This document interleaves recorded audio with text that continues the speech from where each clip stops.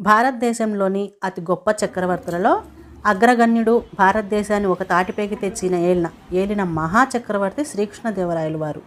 పరాజయం ఎరుగని గొప్ప యోధుడే కాదు, సకల కళా ప్రవీణుడు. ఆయన చాలామందికి గొప్ప చక్రవర్తిగా మాత్రమే తెలుసు. ఆయన సంస్కృతంలో, తెలుగు భాషలలో గొప్ప కవి. దేశ భాషలందు తెలుగు లెస్స అని గొప్పగా చాటి చెప్పిన మన తెలుగువాడు. తెలుగు జాతికి గర్వకారణమైనవాడు. స్వార్థం మూర్తిభవించిన కొందరు వ్యక్తులు రాయలవారి చుట్టూ వివాదాలు అల్లుతూనే ఉన్నారు. అలాంటిదే రాయలవారి జన్మదిన వివాదం. కొందరు ఫిబ్రవరి 16 అంటారు, గూగుల్లో జనవరి 17 అని రాసి ఉంది. కొందరు చరిత్ర పరిశోధకులు జనవరి 27 అంటారు. అసలు వీళ్ళందరూ చెప్పింది ఎందుకు నమ్మాలి? కానీ రాయలవారి కుమార్తె మోహనాంగి గారు ఈమె మారీచి పరిణయం అనే పద్యకావ్యాన్ని రాసింది. అందులో రాయలవారు వికృతినామ సంవత్సరం పుష్యమాసం శుక్లపక్షం ద్వాదశి శుక్రవారం నాడు రాయలు జన్మించాడని ఆమె పేర్కొన్నారు. రాయలవారి పుట్టినరోజు గురించి ఆయన కుమార్తెకు మాత్రమే కదా తెలుస్తుంది.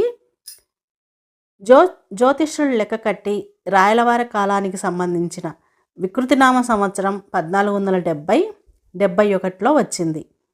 1471 జనవరి 17వ తేదీ పుష్యమాసం శుక్లపక్షం తృతీయ మంగళవారం.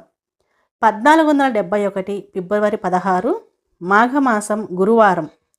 రాయలవారి కుమార్తె ఇచ్చిన తిథివారాలు ఎక్కడా సరిపోవడం లేదు కదా. 1471 జనవరి 27వ తేదీ పుష్యమాసం కృష్ణపక్షం ద్వాదశి శుక్రవారం సరిగ్గా సరిపోతున్నాయి.